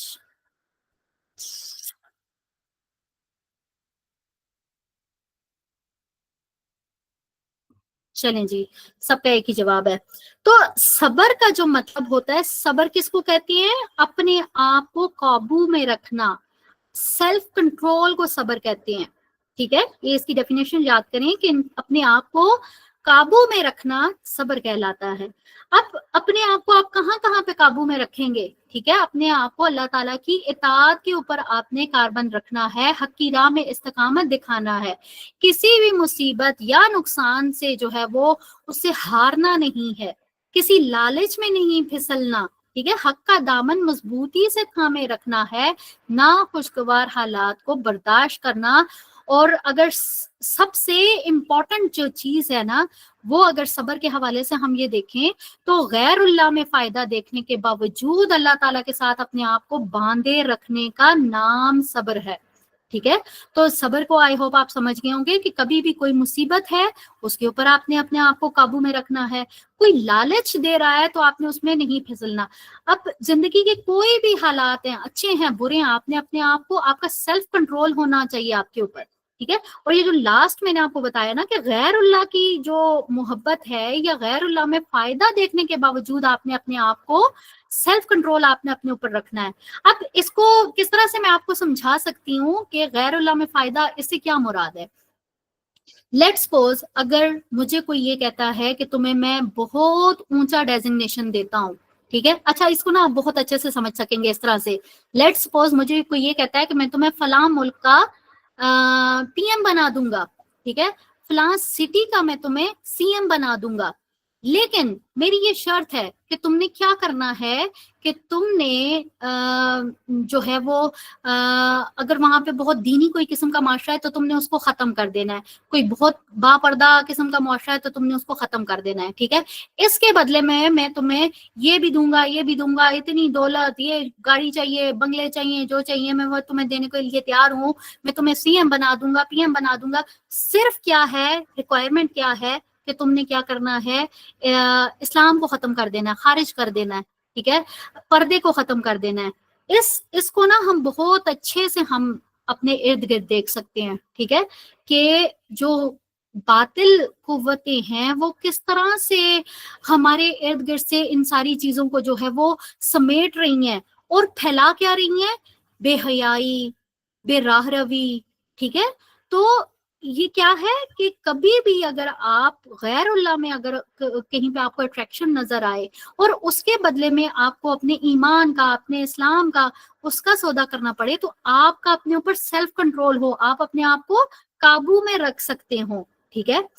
اب یہاں پہ سوال یہ پیدا ہوتا ہے کہ کون سی چیز ہے جو کہ انسان کے اندر صبر پیدا کرتی ہے؟ تو ہر معاملے میں اللہ تعالیٰ کی طرف پلٹ جانے کا جو یقین ہے وہ انسان کے اندر صبر پیدا کرتا ہے. کہیں پہ بھی اگر آپ کو آخرت آپ کو یاد آ جائے نا، تو آپ جو ہیں وہ بھلے کتنا ہی فائدہ آپ کو نظر آ رہا ہو، آپ پلٹ جائیں گے. ٹھیک ہے. تو یہ کیا ہوا کہ جب بھی آپ کے اندر آخرت کا خوف ہوگا، اللہ تعالیٰ کی طرف پلٹ جانے کا آپ کے اندر ڈر ہوگا، اندیشہ ہوگا، آپ کو صبر آپ کے اندر آ جائے گا. ٹھیک ہے. تو صبر کرنے کے بڑے فائدے ہیں. اللہ تعالیٰ صبر کرنے والوں کو پسند کرتا ہے، اللہ تعالیٰ ان کے ساتھ ہوتا ہے. اور جو صبر کرنے والے لوگ ہوتے ہیں ان کے اندر اللہ تعالیٰ کی طرف سے جو ہدایت ہے وہ ان کے اندر پیدا ہو جاتی ہے، ان کے اندر اجر کی امید پیدا ہو جاتی ہے، رحمت اللہ تعالیٰ کی ان کے اوپر نازل ہوتی ہے. ٹھیک ہے. اور وہ آخرت کی تیاری کرنے لگتے ہیں. تو صبر کی اگر ہم خصوصیات دیکھیں تو اس کی 3 جو بنیادی خصوصیات ہیں وہ کیا ہیں کہ جو مشکل وقت ہے نا، جو صبر کی جو ڈیفینیشن، جو صبر کی جو 3 خصوصیات ہیں نا وہ کیا ہیں کہ آپ جو ہیں وہ مشکل حالات میں آپ ثابت قدم رہیں، ٹھیک ہے، اور پھر اس کے بعد آپ مشکلات میں بھی اللہ تعالیٰ کے دین کے اوپر قائم رہیں، اور تیسری کیا چیز ہے کہ اللہ کی رضا پر راضی رہیں۔ تو صابر وہ ہے جو کہ جنگ میں، مصیبت میں، تکلیف میں، بیماری میں اپنے آپ کو وہ جما کے رکھتا ہے، ٹھیک ہے، اس کے قدم جو ہوتے ہیں وہ ڈگمگاتے نہیں ہیں، وہ ثابت قدم رہتا ہے۔ اور یہاں پہ بھی اگر ہم یہ دیکھیں تو یہاں پہ بھی جو ہے وہ مرد اور عورتوں دونوں کو کہا گیا ہے کہ جو جتنا جس لیول کا صبر کرے گا، جتنی کوالٹی کا صبر کرے گا، وہ اتنا ہی اجر پائے گا۔ اور پھر اس میں یہ بھی تو ہم دیکھتے ہیں نا کہ اصل صبر تو وہی ہوتا ہے جو کہ پہلی چوٹ کے اوپر کیا جاتا ہے، تو بعد میں تو صبر آ ہی جاتا ہے، لیکن جو اصل جو صبر ہے نا، جو اس کا مطلب ہے، اس کو ہم نے سمجھنا ہے۔ اور پھر جو اس مطلب کو سمجھ لیتا ہے نا، تو ایسے لوگوں کے لیے قرآن کریم میں اللہ تعالیٰ جگہ جگہ یہ ارشاد فرماتا ہے کہ ان اللہ مع الصابرین، بے شک اللہ تعالیٰ صبر کرنے والوں کے ساتھ ہے، ٹھیک ہے۔ اسی طرح سورہ زمر میں دیکھیں آیت نمبر 10 میں اللہ تعالیٰ کیا کہہ رہے ہیں کہ اے نبی صلی اللہ علیہ وسلم، میرے بندوں سے جو ایمان لائے ہیں ان سے کہو کہ اپنے رب سے ڈرو، اور جن لوگوں نے اس دنیا میں نیک رویہ اختیار کیا ان کے لیے بھلائی ہے، اور صبر کرنے والوں کو ان کا اجر بے حساب دیا جائے گا۔ اب یہاں پہ دیکھیں کہ صبر کرنے والوں کا جو اجر ہے وہ بغیر حساب کے ہے، لا محدود ان کو اجر دیا جائے گا۔ تو یہاں سے ہم صبر کا جو اجر ہے نا ہم اس کو سمجھ سکتے ہیں۔ سیم اسی طرح سے یہاں پہ دیکھیں سورہ فرقان کی آیت نمبر 75 میں اللہ تعالیٰ نے کیا کہا کہ ان کو بالا خانوں میں ٹھہرایا جائے گا، جنت کے بالا خانوں میں، ٹھیک ہے۔ اور اس کا ریزن کیا ہے کہ وہ مصائب کے اوپر، کسی مصیبت کے اوپر جو ہے وہ صبر کرنا، اس کا ریوارڈ کیا ہے کہ جہاں جہاں سے جنت میں آپ گزریں گے آپ کو سلام کہا جائے گا۔ یہ دیکھیں جہاں جہاں سے گزریں گے آپ کو سلام کہا جائے گا، آپ کو جو اپر لیول کی جنت ہے نا وہاں پہ ٹھہرایا جائے گا۔ تو یہ جو ہے وہ صبر سے ریلیٹڈ کچھ چیزیں جو تھی وہ ہم نے دیکھی۔ واپس جاتے ہیں آیت میں دیکھیں نیکسٹ جو صفت ہے وہ کیا ہے، والخاشعین والخاشعات، یہ ہماری کون سا نمبر ہے، 6، ٹھیک ہے۔ اب یہاں پہ ہم یہ دیکھتے ہیں خاشع، خشوع، ٹھیک ہے، خاشین عین۔ اب یہاں پہ ہم یہ دیکھتے ہیں اس سے کیا مراد ہے، خشوع کرنے والے مرد، خشوع کرنے والی عورتیں۔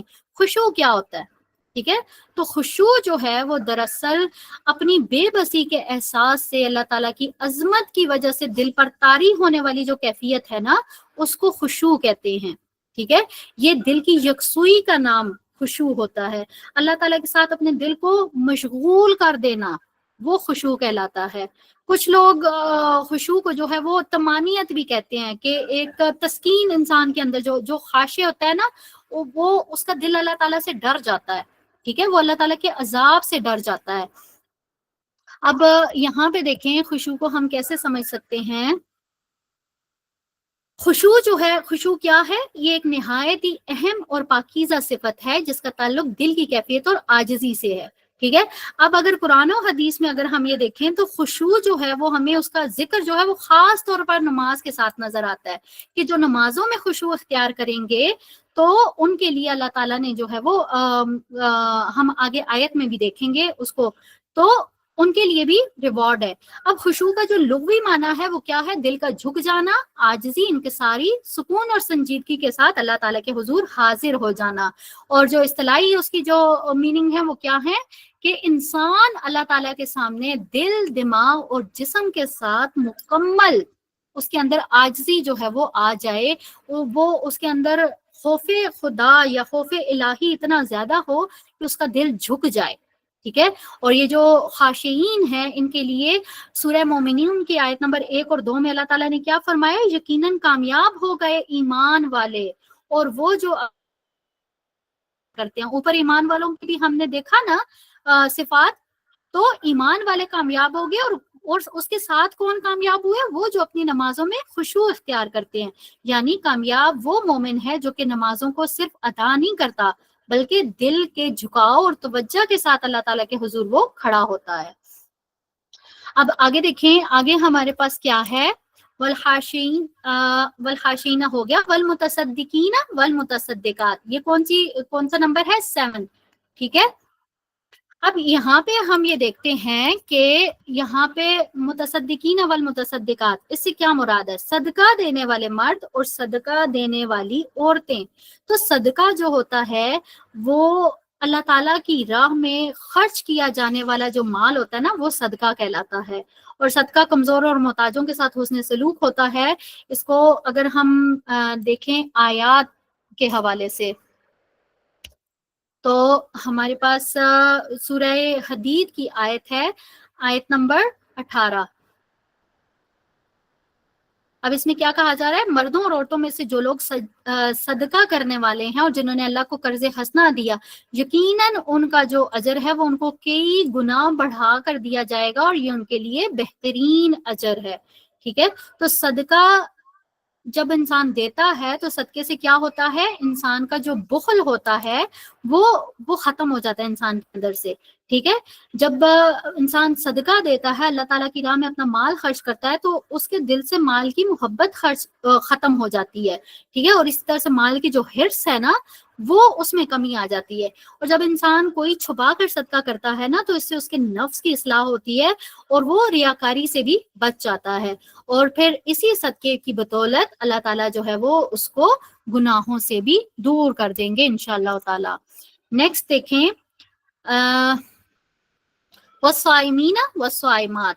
اب یہ جو ہے یہ ہمارے پاس کون سی صفت ہے؟ 8. ٹھیک ہے، اب یہاں پہ صائم سے کیا مراد ہے؟ روزہ رکھنے والے مرد، روزہ رکھنے والی عورتیں. روزے کو صوم کہتے ہیں نا، تو اسی سے صائم ہے، صائم اور صائمات. تو یہاں پہ جس طرح سے ہم یہ دیکھتے ہیں کہ روزہ جیسے انسان کو کھانے پینے اور اپنی جو جائز حلال جو اس کی خواہشات ہوتی ہیں نا، وہ اس سے بھی وہ اس کو روک دیتا ہے. ٹھیک ہے، تو یہ جو روزہ ہوتا ہے، یہ تو ہمیں یہ پتا ہے نا کہ رمضان، اب میں اس کی ڈیٹیل کے اوپر نہیں جا رہی کیونکہ الحمدللہ کافی ساری چیزیں آپ بہت اچھے سے جانتے ہوں گے. میں صرف اتنا یہاں پہ اس کو بیان کروں گی کہ روزہ جو ہوتا ہے نا، وہ انسان کے اندر جو ہے نا، وہ اس کی بہت ساری جو اندرونی اس کی بیماریاں ہوتی ہیں نا، وہ اس کو ختم کر دیتا ہے. اور اسی طرح سے اگر ہم یہ دیکھیں تو رسول اللہ صلی اللہ علیہ وسلم کی ایک حدیث جو ہم نے یہ سورہ نور میں بھی پڑھی تھی، ٹھیک ہے، کہ اگر کسی کے اندر نکاح کی جو ہے وہ طاقت نہیں ہے، تو اس کے لیے کیا حکم تھا؟ اگر کوئی نکاح نہیں کر سکتا تو اس کو کیا حکم دیا گیا تھا؟ یاد ہے آپ لوگوں کو؟ جی شاباش. ٹھیک ہے، تو اگر کسی کے اندر نکاح کی طاقت نہیں ہے نا، تو پھر اس کے لیے روزے کا حکم ہے. ٹھیک ہے، اور اس کی بہت ساری احادیث میں ہمیں جو ہے وہ اس کی اہمیت اور فضیلت بھی بہت زیادہ جو ہے وہ ملتی ہے. وہی بات ہے، میں نے آپ کو بتایا کہ اگر اس کے اوپر اگر صرف روزے کے اوپر بات کروں گی نا، تو پورا ایک لیکچر نکل جائے گا. تو یہاں پہ جو ہے وہ سمجھنے کی چیز کیا ہے کہ اللہ تعالیٰ نے جو روزہ رکھنے والے مرد اور عورتیں، ان کو بھی اسی کیٹیگری میں شامل کیا ہے، اور ان کا جو اجر ہے نا، وہ انشاءاللہ ہم اس آیت کے آخر میں دیکھیں گے. اب واپس چلتے ہیں، واپس دیکھیں کہ اگلی جو صفت ہے وہ کیا بیان کی جا رہی ہے، وہ ہے والحافظین فروجہم والحافظات. اب یہ کیا ہے؟ اپنی شرم گاہوں کی حفاظت کرنے والے مرد اور حفاظت کرنے والی عورتیں. اب یہ جو فروج ہے نا، فروج فرج سے نکلا ہوا ہے. ٹھیک ہے، اور فرج کس کو کہتے ہیں؟ یہ مگر مطلب اگر اس کی ہم اصطلاحی اگر اس کی میننگز دیکھیں نا، تو دو چیزوں کے درمیانی فاصلہ یا پھر اس کے اندر شگاف، اس کو فرج کہتے ہیں. ٹھیک ہے، تو فروج کی جو حفاظت ہے اس کے بارے میں بھی الحمدللہ ہم نے سورہ نور کے لیکچرز میں وہ ہم نے بہت ڈیٹیل کے ساتھ جو ہے وہ اس کو ہم نے پڑھا تھا. اور اسی طرح سے اگر ہم اس کو دیکھیں سورہ مومنون میں بھی، ٹھیک ہے، کہ جس میں ہم یہ دیکھ رہے ہیں کہ ابھی پیچھے ہم نے خاشعین کے بارے میں پڑھا، تو سورہ مومنون کی آیت نمبر جو آگے 5 سے 7 ہے، اس میں بھی جو ہے وہ ہمیں یہ شرمگاہوں کی حفاظت کی جو ہے وہ بات کی گئی ہے. اور شرمگاہوں کو جو ہے وہ کھول کہاں پہ سکتا ہے بندہ؟ یہاں پہ بہت ڈیٹیل کے ساتھ یہ آپ کو سمجھایا گیا تھا کہ صرف اور صرف اجازت کہاں ہے؟ اپنی بیویوں اور اپنی لونڈیوں کے لیے. تو لونڈیوں والا سلسلہ تو آج کل ہے نہیں ہے، تو آپ کی جو حلال جو ایک رشتہ ہے نا، وہیں پہ ہی آپ جو ہے وہ یہ شرمگاہ کو اجازت ہے، ادروائز شرمگاہوں کی حفاظت کی بات کی گئی ہے. ٹھیک ہے، پھر اس کے بعد لاسٹ ہے یہ شاید ہم 9 پہ ہیں. ٹھیک ہے, واپس چلتے ہیں. اب یہاں پہ دیکھیں کہ یہاں پہ اب آخری جو صفت ہے یہ 8 تھی نا. اب یہاں پہ دیکھیں اللہ تعالیٰ نے کیا کہا کہ وَالذَّاكِرِينَ اللَّهَ كَثِيرًا وَالذَّاكِرَاتِ. اب یہاں پہ یہ جو بات کی گئی ہے ذکر, ٹھیک ہے, یہاں پہ بھی اب آپ کو ذاکرین نظر آ رہا ہے. اوپر بھی ہم نے پچھلی آیت میں بھی ہم نے دیکھا تھا. تو اس کا کیا مطلب ہے؟ اللہ تعالیٰ کو کثرت سے, اب یہ دیکھیں کثیرہ, یہ نہیں ہے کہ صرف کبھی کبھی, کبھی کبھار کوئی تکلیف پہنچی تو تب اللہ تعالیٰ کو یاد کر لیا, دل اداس ہوا, کسی نے دل دکھایا, دل ٹوٹا, تب اللہ تعالیٰ کو یاد کر لیا. نہیں, کثیرہ, ہر وقت, بکثرت. ٹھیک ہے, تو اللہ تعالیٰ کا جو ذکر ہے وہ صبح شام کرنا ہے. ٹھیک ہے, اب یہ جو ذکر ہے نا وہ دل سے بھی ہو سکتا ہے, زبان سے بھی ہو سکتا ہے, لیکن اکثر زبان سے جو ذکر کیا جاتا ہے نا وہ یہ سمجھ لیں کہ وہ جیسے ایک رٹی رٹائی ہوئی چیزیں نہیں ہوتی ہیں, وہ جیسے ایک بس ایک چیز چل رہی ہے. جیسے اگر میں کہوں کہ تسبیح اگر میں نے کرنی ہے سبحان اللہ, وہ سبحان اللہ سبحان اللہ سبحان اللہ وہ کرے جا رہے ہیں ایک رٹی رٹائی چیز, تو وہ ذکر نہیں کہلاتی ہے. ٹھیک ہے, بلکہ ذکر کیا ہوتا ہے کہ ہر وقت آپ جو ہے وہ اللہ کی یاد آپ کے دل سے نہ نکلے. آپ سو رہے ہیں تب بھی اللہ کی یاد آپ کے دل میں ہو, آپ جاگ رہے ہیں تب بھی اللہ کی یاد آپ کے دل میں ہو, جب آپ کوئی کام کر رہے ہیں, آپ فارغ بیٹھے ہیں, اللہ کی یاد آپ کے دل میں ہونی چاہیے. جب دل میں ہوگی تو زبان پہ آبویسلی آ جائے گی. ٹھیک ہے, کیونکہ دل جو ہوتا ہے نا وہ اللہ تعالیٰ کے ساتھ اس کا بڑا گہرا تعلق ہوتا ہے. تو ذکر کی اگر اس کی جو بہترین اگزامپل اوپر بھی ہم نے دیکھا تھا, تو بہترین جو ذکر کی اگزامپل ہے نا وہ کیا ہے؟ نماز. تو نماز جو ہے, ایک سیکنڈ میں اس کا ریفرنس نکال لوں.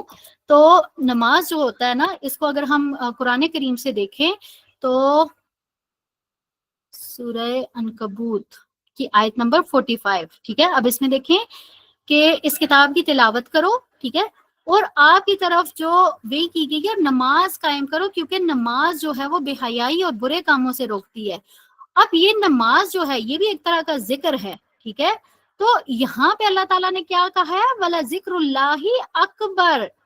اب یہ نماز ہوتی ہے نا یہ بھی اللہ تعالیٰ کا ذکر ہے, لیکن جو ذکر جو ہوتا ہے نا اس کو انشاءاللہ میں آگے ایکسپلین بھی کرتی ہوں, لیکن جو مخصوص اللہ تعالیٰ کے ساتھ ہم کر کے اکثر وہ ہوتا ہے نا, جیسے اگر صرف ذکر کی بات کریں تو قرآن بھی ذکر ہے, کیونکہ اللہ تعالیٰ نے قرآن کے لیے بھی ایک آیت میں سے کہا کہ یہ جو ذکر تمہاری طرف نازل کیا گیا تم اس سے نصیحت حاصل کرو. تو قرآن بھی جو ہے وہ ذکر میں آتا ہے, نماز بھی جو ہے وہ ذکر میں آتی ہے. ٹھیک ہے, پھر قرآن کی تلاوت کو ہم نے دیکھا شروع میں وہ سارا میں نے آپ کو بتایا تھا نا ذکر کی ڈیفینیشن, کہ قرآن کو سمجھنا, اس کی تعویل, اس کے معنی, اس کا مفہوم, اس کی تفسیر, یہ ساری چیزیں جو ہے یہ ذکر میں آتی ہیں. پھر اس کے علاوہ جو ہماری روزمرہ کی تسبیحات ہوتی ہیں, ہم نماز کے بعد جو تسبیحات کرتے ہیں, ہم اکثر جو ہے وہ جس طرح سے بہت ساری حدیث میں بھی ہمیں کچھ تسبیحات کی فضیلت ملتی ہے. اور اس کے علاوہ سب سے جو بیسٹ ذکر ہے وہ استغفار ہے. ٹھیک ہے, استغفار سے یہ سمجھ لیں کہ یہ کثرت سے جو یہ والا جو ذکر ہے نا یہ اللہ تعالیٰ کو مطلوب ہے. آپ جو ہے وہ کسی بھی صورت آپ کا دل اللہ تعالیٰ سے غافل نہ ہو, اگر غافل ہو بھی جائے تو آپ استغفار کریں, اللہ تعالیٰ آپ کو جو ہے وہ معاف کر دے گا. ٹھیک ہے, اکثر اوقات ایسا ہوتا ہے کہ ہمارے پاس نا نماز کے لیے بھی ٹائم نہیں نکلتا, قرآن کے لیے بھی, تسبیحات کے لیے بھی ٹائم نہیں نکلتا. ریزن کیا ہوتا ہے کہ ہم دنیاوی چیزوں میں بڑے مشغول ہو رہے ہوتے ہیں. تو یہ جو مشغولیت ہے نا دنیا کے اندر, اگر اس مشغولیت میں بھی اگر ہمارے دل کے اندر اللہ تعالیٰ کی یاد موجود ہے نا, تو وہ بھی ایک طرح سے ذکر میں ہی آ جاتی ہے. ٹھیک ہے, اور ذکر کثیرہ اس سے بھی یہی مراد ہے کہ صرف مخصوص اوقات میں نہیں, کہ جیسے قرآن کی بات ہوئی تو آپ صبح صبح میں پڑھ لیں تو بس ہی اس کے بعد پھر نہیں, نماز کی بات ہوئی تو جیسے جیسے وقت ہوا آپ پڑھ لیں, پھر اس کے بعد اللہ تعالیٰ کو بھول گئے. ٹھیک ہے, تو ایسا نہیں ہے کہ صرف مخصوص اوقات میں جو ہے وہ آپ نے اللہ تعالیٰ کو یاد رکھنا ہے, بلکہ ہر لمحہ آپ کا اللہ تعالیٰ کی یاد میں گزرنا چاہیے. اور پھر قرآن کریم سے ہمیں یہ بھی سبق ملتا ہے کہ کائنات کا ذرہ ذرہ اللہ تعالیٰ کی تسبیح بیان کرتا ہے. ٹھیک ہے, وہ اللہ تعالیٰ کا ذکر کرتا ہے, اللہ تعالیٰ کو یاد کرتا ہے. تو اس سے ہمیں کیا سبق ملتا ہے کہ چاہے ہم کسی محفل میں ہوں، چاہے ہم کسی مجلس میں ہوں، چاہے ہم کسی دعوت میں ہوں، یا چاہے ہم اکیلے ہوں، ہمارا جو دل ہے وہ اللہ تعالیٰ کی یاد سے غافل نہیں ہونا چاہیے۔ جب ہمارے دل کے اندر جو ہے وہ اللہ تعالیٰ کی یاد رہے گی نا، obviously وہ زبان پہ بھی ضرور آئے گا انشاءاللہ تعالیٰ۔ تو یہاں پہ یہ جو ہماری آیت ہے یہ کمپلیٹ ہو جاتی ہے۔ اب یہاں پہ دیکھیں کہ یہ ساری صفات گنوانے کے بعد اللہ تعالیٰ نے آخر میں کیا کہا؟ اعد اللہ لہم مغفرۃ و اجرا عظیما، کہ اللہ آدھا، اب یہ جو آدھا ہے نا یہ ماضی کا صیغہ ہے۔ یہ 10 صفات اگر آپ کے اندر پیدا ہو گئیں، یا کوئی ایک بھی اگر آپ نے اس کے اندر سے جو ہے وہ آپ نے اس کو صدق کے دل سے آپ نے اس کو اپنا لیا، اس کے اوپر عمل کیا، تو اللہ تعالیٰ نے کیا کہا؟ آدھا، یعنی کہ تیار کر دیا ہے۔ سمجھ آ گئی؟ اللہ تعالیٰ نے اس کو بنا دیا، اس اجر کو، وہ جو مغفرت ہے وہ اللہ تعالیٰ نے کر دی ہے۔ ٹھیک ہے؟ تو یہاں پہ یہ جو 10 صفات ہے یہ ساری کی ساری انشاءاللہ آپ کو ایک ہی پیج کے اوپر یہ مل جائیں گی، تو ان کو ایک دفعہ سے پھر سے دیکھ لیں کہ اسلام کا کیا مطلب ہے؟ جھک جانا، ایمان تصدیق کرنا، قنوت یکسوئی اور دوام کے ساتھ اطاعت، صدق کی کیا ہے؟ قول اور فعل میں تضاد نہ ہو، اور صبر ہر حال میں استقامت، خشوع کیا ہوتا ہے؟ اللہ تعالیٰ کی بڑائی کے احساس سے بندہ بن کے رہنا، عاجز ہو کے رہنا، یہ خشوع کہلاتا ہے، اور صدقہ کہ دوسروں کی ضروریات پوری کرتے رہنا، روزہ یہ سیلف کنٹرول، اور جو خواہشات کو آپ نے ڈسپلن کرنا ہے، اور آخرت میں جو ہے اللہ کا ذکر۔ تو جن کے اندر بھی یہ کوالٹیز پیدا ہو جاتی ہیں تو اللہ تعالیٰ نے ان کے لیے بہت بڑا اجر، اجرن عظیمہ، ٹھیک ہے، وہ تیار کر رکھا ہے۔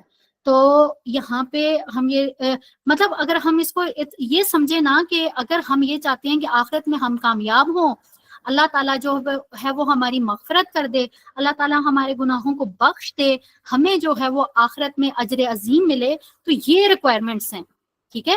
اگر ہماری خواہش ہے کہ ہمیں آخرت میں ہم سرخرو ہو جائیں، ہم کامیاب ہو جائیں، تو صرف یہ ریکوائرمنٹس ہیں۔ ٹھیک ہے؟ ان کے اوپر عمل کر لیں انشاءاللہ تعالیٰ نے کیا کہا کہ وہ تیار کر دیا ان کے لیے وہ اجر، تو وہ اجر پہلے سے تیار ہے، صرف اس لسٹ میں شامل ہونا ہے۔ تو اللہ تعالیٰ جو ہے وہ ہمیں عمل کرنے کی توفیق عنایت فرمائے، آمین ثم آمین۔ بارک اللہ لی ولکم فی القرآن الکریم ونفعنی وإیاکم بما فیہ من الآیات وذکر الحکیم وتقبل منی ومنکم تلاوتہ انہ هو الغفور الرحیم۔ سبحانک اللہم وبحمدک، نشہد ان لا الہ الا انت، نستغفرک ونتوب الیک۔ السلام علیکم ورحمۃ اللہ وبرکاتہ۔